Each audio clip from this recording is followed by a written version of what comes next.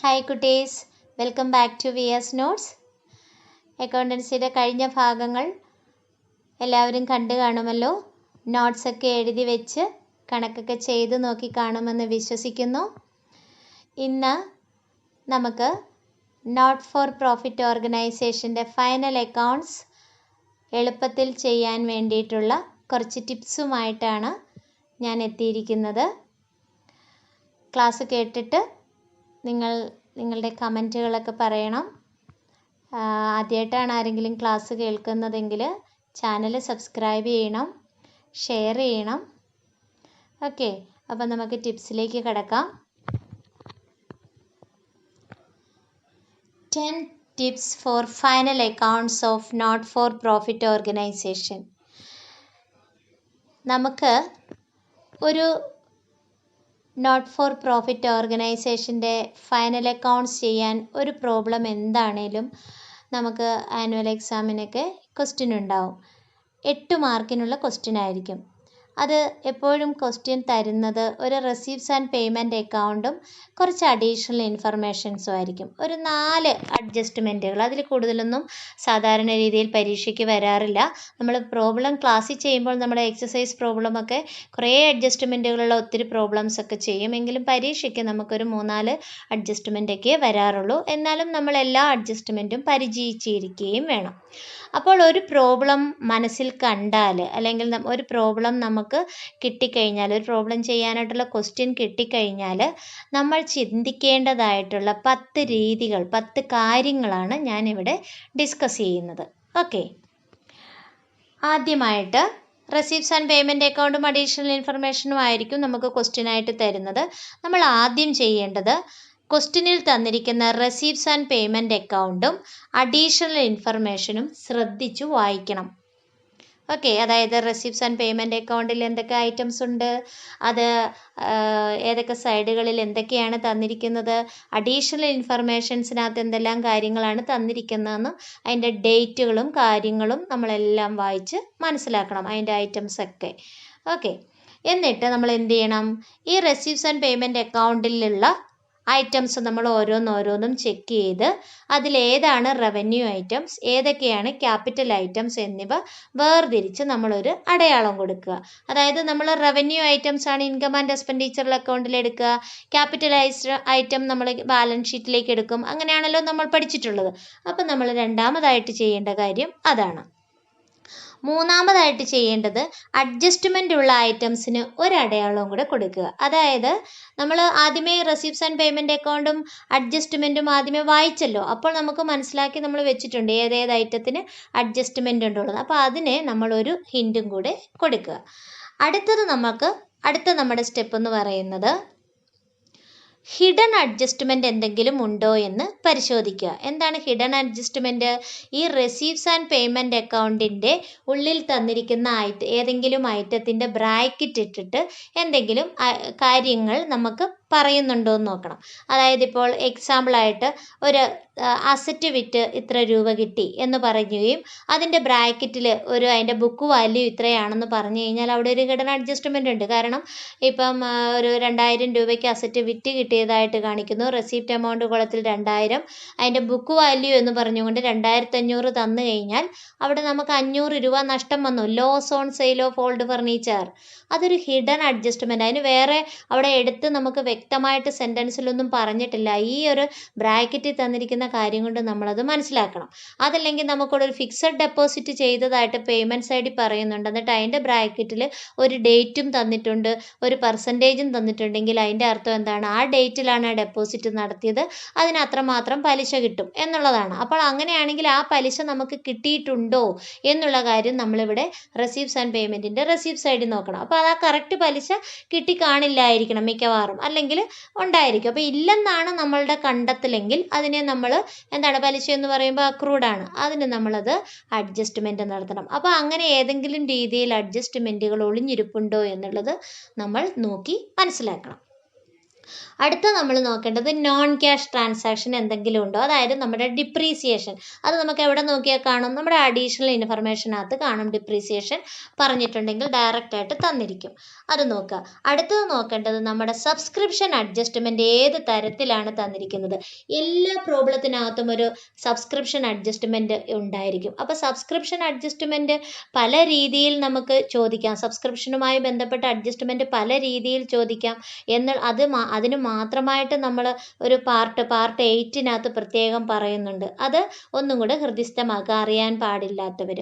Okay, അടുത്ത step എന്ന് പറയുന്നത് നമ്മൾ ആലോചിക്കേണ്ടത് special fund adjustment, stationery adjustment എന്നിവ എന്തെങ്കിലും ഉണ്ടെങ്കിൽ അത് മനസ്സിലാക്കി വയ്ക്കുക. അതായത് അതിനും നമ്മൾ ട്രീറ്റ്മെൻറ്റ് ഓഫ് പെക്യുലിയർ ഐറ്റംസ് എന്ന് പറഞ്ഞ് പ്രത്യേകം പഠിച്ചിട്ടുണ്ട് പാർട്ട് 5. അതായത് ഏതെങ്കിലും മാച്ച് ഫണ്ടുണ്ട്, അതിലേക്ക് ഇത്ര കളക്ഷൻ കിട്ടി, അതിൽ നിന്ന് ഇത്ര ചിലവായി എന്നൊക്കെ എന്തെങ്കിലും വിവരങ്ങൾ തന്നിട്ടുണ്ടെങ്കിൽ അതിൻ്റെ ട്രീറ്റ്മെൻറ്റ് എന്താണെന്ന് നമ്മളൊന്ന് മനസ്സിലാക്കി വയ്ക്കുക. അല്ലെങ്കിൽ സ്റ്റേഷനറിയുടെ അഡ്ജസ്റ്റ്മെൻറ്റ്, ഓപ്പണിംഗ് സ്റ്റോക്ക് സ്റ്റേഷനറി തന്നിട്ടുണ്ട്, ക്ലോസിംഗ് സ്റ്റോക്ക് ഇത്രയാണെന്ന് തന്നിരിക്കുന്നു. അങ്ങനെയാണെങ്കിൽ നമ്മൾ പർച്ചേസ് ഇത്ര ചെയ്തിട്ടുണ്ട്, അങ്ങനെയാണെങ്കിൽ നമ്മൾ എത്ര കൺസ്യൂം ചെയ്തു എന്നുള്ളത് കണ്ടുപിടിക്കണം. അടുത്ത നമ്മുടെ സ്റ്റെപ്പ്. അപ്പോൾ ഇത്രയും ഈ 7 കാര്യങ്ങൾ നമ്മൾ ക്വസ്റ്റ്യൻ വായിച്ച് നമ്മൾ മനസ്സിലാക്കി എടുക്കേണ്ടതാണ്. ഇനി നമ്മുടെ പ്രിപ്പറേഷൻ ആരംഭിക്കാം. ഇത്രയും കാര്യങ്ങളെല്ലാം മനസ്സിലാക്കി നമ്മൾ എല്ലാം റെഡിയാക്കി മനസ്സിലായി കഴിഞ്ഞതിന് ശേഷം നമ്മൾക്ക് പ്രോബ്ലം ചെയ്യാനായിട്ട് തുടങ്ങണം. Income and expenditure account prepare ചെയ്യണം. പിന്നീട് അതിനകത്തുനിന്ന് സർപ്ലസ് ഓർ ഡെഫിസിറ്റ് നമ്മൾ കണ്ടുപിടിച്ച് വെക്കുക. അതിനുശേഷം ക്യാപിറ്റൽ ഫണ്ട് തന്നിട്ടില്ലെങ്കിൽ നമ്മൾ ഓപ്പണിംഗ് ബാലൻസ് ഷീറ്റ് പ്രിപ്പയർ ചെയ്യുക. എപ്പോഴും ക്യാപിറ്റൽ ഫണ്ട് മിക്കവാറും കണ്ടുപിടിക്കേണ്ടതായിട്ടാണ് സാധാരണ ക്വസ്റ്റ്യൻ വരാറുള്ളത്. അപ്പോൾ നമ്മൾ അതിന് എന്താ ചെയ്യേണ്ടത്? ഓപ്പണിംഗ് ബാലൻസ് ഷീറ്റ് പ്രിപ്പയർ ചെയ്യണം. ഓപ്പണിംഗ് ബാലൻസ് ഷീറ്റ് പ്രിപ്പയർ ചെയ്യാൻ നമുക്കറിയാം, ഓപ്പണിംഗ് ബാലൻസിലുള്ള ഓപ്പണിംഗ് ഡേറ്റിലുള്ള അസറ്റും ലയബിലിറ്റീസും നമുക്ക് അഡ്ജസ്റ്റ്മെൻറ്റ് തന്നിരിക്കും. അതുകൂടാതെ നമുക്ക് റെസീവ്സ് ആൻഡ് പേയ്മെൻറ്റ് അക്കൗണ്ടിൻ്റെ opening balance of cash and bank ഉണ്ട്. പിന്നെ ഏതെങ്കിലും തരത്തിലുള്ള അഡ്ജസ്റ്റ്മെൻറ്റ് ഐറ്റംസും ഓപ്പണിങ്ങിലും നമുക്കുണ്ടാവാം. അതൊക്കെ മനസ്സിലാക്കി വെച്ച് ഓപ്പണിംഗ് ബാലൻസ് ഷീറ്റ് പ്രിപ്പയർ ചെയ്യുക. പിന്നെ final step, final balance sheet prepare ചെയ്യുക. ഓക്കെ, ഇത്രയും കാര്യങ്ങളാണ് ഒരു കണക്ക് നമുക്കൊരു ക്വസ്റ്റ്യൻ കിട്ടിക്കഴിഞ്ഞാൽ നമ്മളുടെ മനസ്സിലേക്ക് നമ്മൾ ഓടിയെത്തേണ്ട കാര്യങ്ങൾ. ഇത്രയും കാര്യങ്ങളേ ഉള്ളൂ എന്നുള്ള ഒരു മുൻവിധിയോടുകൂടി നമ്മൾ ആ ക്വസ്റ്റ്യനെ ഫേസ് ചെയ്താൽ നമുക്ക് നല്ല ധൈര്യത്തോടു കൂടി ഇരുന്ന് കണക്ക് ചെയ്യാനായിട്ട് പറ്റും. ഓക്കെ, അപ്പോൾ നമുക്കൊരു കണക്ക് ചെയ്യാം. ഇനി ഇതിനകത്ത് ഏതെങ്കിലും ഒരു സ്റ്റെപ്പ് നിങ്ങൾക്ക് അതിൽ സംശയമുണ്ടെങ്കിൽ ഞാൻ അതിൻ്റെ ബ്രാക്കറ്റിൽ തന്നിട്ടുണ്ട്. അതിൻ്റെ VS നോട്ടിൻ്റെ ഏത് പാർട്ട് നിങ്ങൾ റെഫർ ചെയ്താൽ നിങ്ങൾക്ക് അതിൻ്റെ സംശയം മാറുന്നതായിരിക്കും. എല്ലാത്തിനും നല്ല വ്യക്തമായിട്ട് ഫോർമാറ്റും സ്റ്റെപ്പും എല്ലാം തന്നെ പറഞ്ഞിട്ടുണ്ട്. അതൊന്ന് പോയി കണ്ടാൽ മതിയാവും. ഓക്കെ, അപ്പോൾ എന്താണെങ്കിലും ഈ 10 കാര്യങ്ങൾ നിങ്ങളുടെ മനസ്സിലുണ്ടായിരിക്കണം. പിന്നെ ഒരു കാര്യം, ഈ എല്ലാം കൂടെ ചേർന്നാണ് ഇത്രയും പറഞ്ഞിരിക്കുന്നത്. ഒരു കാരണവശാലും ഇതെല്ലാം കൂടെ ഒറ്റ പ്രോബ്ലത്തിൽ വരത്തില്ല.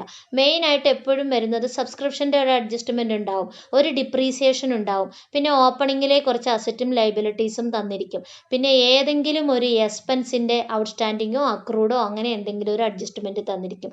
ഈ 4 കാര്യങ്ങളാണ് സ്ഥിരമായിട്ട് പരീക്ഷയ്ക്ക് വരാറുള്ളത്.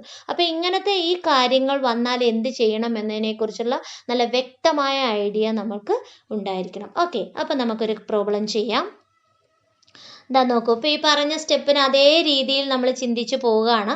ഇതാണ് receipts and payment account, Netaji sports ക്ലബിൻ്റെയാണ്. ഇത് കഴിഞ്ഞ വർഷത്തെ പരീക്ഷയ്ക്ക് ചോദിച്ച ഒരു ക്വസ്റ്റ്യൻ ആണ്. ഇതിനകത്ത് നോക്കിയാൽ അതിൻ്റെ ആദ്യത്തെ ഐറ്റംസ് തന്നെ ക്യാഷ് ബാങ്ക്. നമ്മൾ ക്വസ്റ്റ്യൻ വായിക്കുകയാണ്. ക്യാഷ് ബാങ്ക് അതെവിടെ വരണം എന്നറിയാമല്ലോ നമുക്ക്. എവിടെയാണ് വരേണ്ടത്? ഓപ്പണിംഗ് ബാലൻസ് ഷീറ്റിലുള്ള ഐറ്റമാണ്. സബ്സ്ക്രിപ്ഷൻ കണ്ടു, സബ്സ്ക്രിപ്ഷൻ 48,000 രൂപ കിട്ടിയിട്ടുണ്ട്. അപ്പോൾ അഡ്ജസ്റ്റ്മെൻറ്റിൽ എന്തെങ്കിലും അതേക്കുറിച്ച് കാണും, നമ്മളവിടെ നിൽക്കട്ടെ. സെയിൽ ഓഫ് ഓൾഡ് ഫർണിച്ചർ എന്ന് പറഞ്ഞിട്ട് ബ്രാക്കറ്റിൽ ബുക്ക് വാല്യൂ, ഇവിടെ കിട്ടിയ തുക hidden adjustment. Rent received revenue ആണ്. സബ്സ്ക്രിപ്ഷനും റവന്യൂ ആണ്, അവിടെ അടയാളം ഇടണം. സാലറി റവന്യൂ ആണ്, എക്സ്പെൻസ് ആണ്. മാഗസിൻ എക്സ്പെൻസ് ആണ്, റവന്യൂ ആണ്. ഇലക്ട്രിസിറ്റി റവന്യൂ ആണ്. ഫർണിച്ചർ ക്യാപിറ്റൽ ഐറ്റം ആണ്, സി ഇടുക.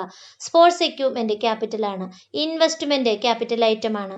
ബാലൻസ് ഷീറ്റ്, ഈ ക്ലോസിംഗ് എവിടെ എടുക്കാനുള്ള? ക്ലോസിംഗ് ബാലൻസ് ഷീറ്റിൽ എടുക്കാനുള്ള. അപ്പോൾ നമ്മൾ റെസീപ്റ്റ്സ് ആൻഡ് പേയ്മെൻറ്റ് അക്കൗണ്ടിൻ്റെ വായന കഴിഞ്ഞു. അത് നമുക്ക് എല്ലാ ഐറ്റവും മനസ്സിലായി, എന്താണെന്നും ഒക്കെ നമുക്ക് പിടികിട്ടി. ഇനി നമുക്ക് എന്താ അഡീഷണൽ ഇൻഫർമേഷൻ വായിക്കുന്നത്. നമ്മുടെ ഫസ്റ്റ് സ്റ്റെപ്പാണ് നമ്മൾ ചെയ്യുന്നത്. Club has 100 members, each paying an annual subscription of rupees 500. Subscription outstanding on 31st March 2017 amounted to rupees 3000. ഇതാണ് സബ്സ്ക്രിപ്ഷനുമായി ബന്ധപ്പെട്ട അഡ്ജസ്റ്റ്മെന്റ്. എന്താണ് ഇവിടെ പറഞ്ഞിരിക്കുന്നത്? 100 മെമ്പേഴ്സ് ഉണ്ട് ക്ലബിന്, നേതാജി ക്ലബിന്. 500 രൂപ വെച്ചിട്ടാണ് ഒരാൾ കൊടുക്കേണ്ടത്. പിന്നെ അത്രയും വിവരം തന്നു. അതിനുശേഷം പിന്നെ പറയുന്നു ഔട്ട്സ്റ്റാൻഡിങ് സബ്സ്ക്രിപ്ഷൻ 31 മാർച്ച് 2017. ഡേറ്റ് ശ്രദ്ധിച്ചേ, അത് ഓപ്പണിങ്ങിലെയാണ്. ആ ഓപ്പണിങ്ങിൽ ഔട്ട്സ്റ്റാൻഡിങ് 3000 രൂപയുണ്ട്. നമ്മൾ സബ്സ്ക്രിപ്ഷൻ അഡ്ജസ്റ്റ്മെൻറ്റ് പഠിച്ചപ്പോഴേ പഠിച്ചു വെച്ചിട്ടുണ്ട് ട്രീറ്റ്മെൻറ്റിനകത്ത്. ഓപ്പണിംഗ് ഔട്ട്സ്റ്റാൻഡിങ് സബ്സ്ക്രിപ്ഷൻ കുറയ്ക്കണം, ക്ലോസിംഗ് ഔട്ട്സ്റ്റാൻഡിങ് സബ്സ്ക്രിപ്ഷൻ കൂട്ടണം എന്നാണ് നമ്മൾ പഠിച്ചു വെച്ചിരിക്കുന്നത്, ആ ഫോർമാറ്റ് അല്ലേ. അപ്പോൾ നമുക്ക് ഇവിടെ എത്രയും നമുക്ക് 48,000 ആണ് നമുക്ക് സബ്സ്ക്രിപ്ഷൻ ആകെ കിട്ടിയിട്ടുള്ളൂ. അതിൽ നിന്ന് നമ്മുടെ ഓപ്പണിംഗ് ഔട്ട്സ്റ്റാൻഡിങ് കുറച്ച് കളഞ്ഞാൽ ബാക്കി എത്രയുണ്ട്? 3000 കുറച്ചാൽ ബാക്കി എത്ര കിട്ടും? 45,000. അപ്പോൾ 45,000 നമുക്ക് ഈ വർഷം കിട്ടിയിട്ടുള്ളൂ. പക്ഷേ ശരിക്കും എത്ര കിട്ടണമായിരുന്നു? 500 × 100 50,000 കിട്ടണമായിരുന്നു. അപ്പോൾ ബാക്കി 5,000 രൂപ ഈ വർഷത്തെ ക്ലോസിംഗ് ഔട്ട്സ്റ്റാൻഡിങ് സബ്സ്ക്രിപ്ഷൻ ആണ്. അതിനെ നമ്മൾ എന്ത് ചെയ്യണം? ആഡ് ചെയ്യണം. ഇങ്ങനെ നമുക്കിത് മനസ്സിലാക്കണമെങ്കിൽ നമ്മൾ ഈ സബ്സ്ക്രിപ്ഷൻ്റെ അഡ്ജസ്റ്റ്മെൻറ്റിൻ്റെ അക്കൗണ്ടിങ് ട്രീറ്റ്മെൻറ്റ് ക്ലിയർ ആക്കി വെക്കണം. ഓക്കെ, ഇങ്ങനെ നമ്മൾ ആദ്യം ഇത് മനസ്സിലാക്കി. ഇത് ഇനി എന്തെങ്കിലും സംശയമുള്ളവർ ആ സബ്സ്ക്രിപ്ഷൻ പാർട്ട് 8 എടുത്ത് കണ്ടോളണം. ഓക്കെ, ഇനി അടുത്ത ഐറ്റം പറഞ്ഞിരിക്കുന്നത് എന്താണ്? ഓപ്പണിങ്ങിലുള്ള ഫർണിച്ചറും സ്പോർട്സ് എക്യുപ്മെൻറ്റ് ഇത്ര വീതം ഉണ്ടെന്നുള്ളത്. ആ വിവരം തന്നിരിക്കുന്നത് എന്തിനാണ്? അത് കാണുമ്പോഴേ ഓർത്തണം, ഇത് ഓപ്പണിംഗ് ബാലൻസ് ഷീറ്റിൽ എഴുതണം. അത് കൂടാതെ ക്ലോസിംഗ് ബാലൻസ് ഷീറ്റിലേക്കും കൊണ്ടുവരണം അത്. പിന്നെ ഡിപ്രീസിയേഷൻ 5% ഡിപ്രീസിയേഷൻ. അപ്പോൾ അതിന് സ്പോർട്സ് എക്യുപ്മെൻറ്റ് ഇവിടെ 8,000 തന്നിട്ടുണ്ട്, അതിൻ്റെ 5% കണ്ട് നമ്മളിവിടെ എഴുതുക. സാലറി ഔട്ട്സ്റ്റാൻഡിങ്, സാലറി എന്ന് പറഞ്ഞൊരു ഐറ്റം നമുക്ക് പേയ്മെൻറ്റ് സൈഡിൽ പറഞ്ഞിട്ടുണ്ട്. അവിടെ നമുക്ക് കുടിശ്ശിക 1200 ഉണ്ട്, അത് എന്ത് ചെയ്യണം? ആഡ് ചെയ്യണം. ഇത്രയും അഡ്ജസ്റ്റ്മെൻറ്റേ ഉള്ളൂ. എന്നിട്ട് നമ്മളോട് പറയുന്നു prepare income and expenditure account for the year end 31st March 2018. Question വായിച്ചു കഴിഞ്ഞല്ലോ, ആൻസർ ചെയ്യാം. നമ്മളുടെ ഫസ്റ്റ് സ്റ്റെപ്പ് കഴിഞ്ഞു. ക്വസ്റ്റ്യനൊക്കെ നമ്മൾ സശ്രദ്ധം വായിച്ചു. ഇനി നമുക്ക് റെസീവ്സ് ആൻഡ് പേയ്മെൻറ്റ് അക്കൗണ്ടിൽ തന്നിരിക്കുന്ന ഐറ്റത്തിനെ ക്യാപിറ്റലും റവന്യൂ ഒക്കെ ആയിട്ട് തിരിക്കാം. ഓരോ ഐറ്റവും നമുക്ക് ഫെമിലിയർ ആക്കാം. ആദ്യത്തെ ഐറ്റം നമുക്ക് ഓപ്പണിംഗ് ബാലൻസ് ഓഫ് ക്യാഷും ബാങ്കും ആണ് തന്നിരിക്കുന്നത്. അത് രണ്ടും നമുക്ക് ഓപ്പണിംഗ് ബാലൻസ് ഷീറ്റിലേക്ക് കൊണ്ടുപോകേണ്ടതാണ്, അതിന് ടിക്ക് ഇട്ടു. ഇനി സബ്സ്ക്രിപ്ഷൻ റവന്യൂ ഐറ്റമാണ്. സെയിൽ ഓഫ് ഓൾഡ് ഫർണിച്ചർ, പഴയ ഫർണിച്ചർ വിറ്റ് ക്യാഷ് കിട്ടിയത് ക്യാപിറ്റലാണ്. ഇനി അവിടെ നമുക്ക് ഒരു ഹിഡൻ അഡ്ജസ്റ്റ്മെൻറ്റ് പറയുന്നുണ്ട്. വിറ്റ് കിട്ടിയത് 2,800 ആണ്, പക്ഷേ ബുക്ക് വാല്യൂ 3,500 എന്ന് പറഞ്ഞാൽ അവിടെ നമുക്കൊരു 700 രൂപ നഷ്ടം വന്നിട്ടുണ്ട്. അത് നമ്മൾക്ക് പ്രത്യേകിച്ച് അവിടെ സെൻറ്റൻസിലൊന്നും അല്ലെങ്കിലും ആ തന്നിരിക്കുന്നതിൻ്റെ രീതി കണ്ടിട്ട് നമ്മളത് മനസ്സിലാക്കണം. അതിനെ എക്സ്പെൻഡിച്ചർ സൈഡിലും നമ്മൾ എഴുതണമായ വ്യത്യാസം 700 രൂപ. റെൻ്റ് റിസീവ്ഡ് എന്നുള്ളത് റവന്യൂ ഐറ്റമാണ്. അടുത്ത പേയ്മെൻറ്റ് സൈഡ് നോക്കൂ. Salary revenue item, magazine revenue item, electricity revenue item, furniture capital item, sports equipment capital item, investment capital item. ഇനിയുള്ളത് ക്ലോസിംഗ് ബാലൻസ് ഓഫ് ക്യാഷും ബാങ്കും. അത് നമുക്ക് ക്ലോസിംഗ് ബാലൻസ് ഷീറ്റിൽ എഴുതേണ്ടതാണ്. ഇങ്ങനെ ഓരോ ഐറ്റവും നമ്മൾ റവന്യൂയും ക്യാപിറ്റലും ആയിട്ട് തിരിച്ചു. ഇനി നമ്മൾ എന്തായിരുന്നു അടുത്ത സ്റ്റെപ്പ് പറഞ്ഞത്? അഡ്ജസ്റ്റ്മെൻ്റ് ഉള്ള ഐറ്റംസിന് ഒരു ഹിൻറ്റും കൂടെ കൊടുക്കണം. ഇതിനകത്ത് നമുക്ക് ഈ ക്വസ്റ്റ്യനിൽ അഡ്ജസ്റ്റ്മെൻറ്റ് തന്നിരുന്നത് സബ്സ്ക്രിപ്ഷൻ ആയിരുന്നു, ഫസ്റ്റ് അഡ്ജസ്റ്റ്മെൻറ്റ് അല്ലേ. അപ്പോൾ സബ്സ്ക്രിപ്ഷൻ അഡ്ജസ്റ്റ്മെൻറ്റ് എന്താണെന്ന് നമ്മൾ മനസ്സിലാക്കിയതാണ്. പിന്നെ പറഞ്ഞിരുന്നത് ഓപ്പണിംഗ് ബാലൻസ് ഷീറ്റ് അതിലെഴുതാൻ തന്ന സാധനങ്ങളായിരുന്നു. പിന്നെ ഔട്ട്സ്റ്റാൻഡിങ് സാലറി തന്നിരുന്നു, അപ്പോൾ സാലറിയുടെ അവിടെ ഒരു ടിക്ക് കൊടുത്തു. പിന്നെ ഡിപ്രീസിയേഷൻ ആയിരുന്നു, അത് നമുക്ക് ഇവിടെ അതിനകത്ത് ഏതിനായിരുന്നു ഡിപ്രീസിയേഷൻ? സ്പോർട്സ് എക്യുപ്മെൻറ്റിനായിരുന്നു, അത് നമ്മൾ ഓർത്തിരുന്നാൽ മതി. അപ്പോൾ ഇത്രയും കാര്യങ്ങൾ നമ്മൾ വായിച്ച് മനസ്സിലാക്കി കഴിഞ്ഞാൽ ഇനി നമുക്ക് കണക്ക് ചെയ്യാം.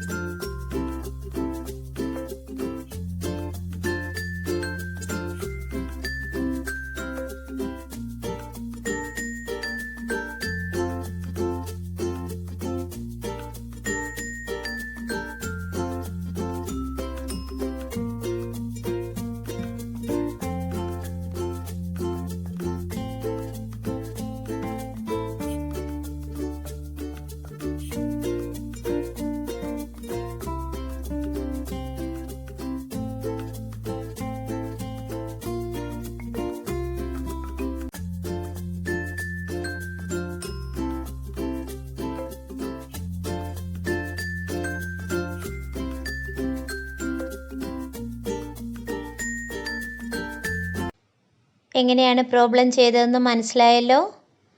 വീണ്ടും വീണ്ടും എടുത്ത് കാണണം. അവിടെ എവിടെയും നോക്കിപ്പോയാൽ കണക്ക് ചെയ്തത് മനസ്സിലാവില്ല.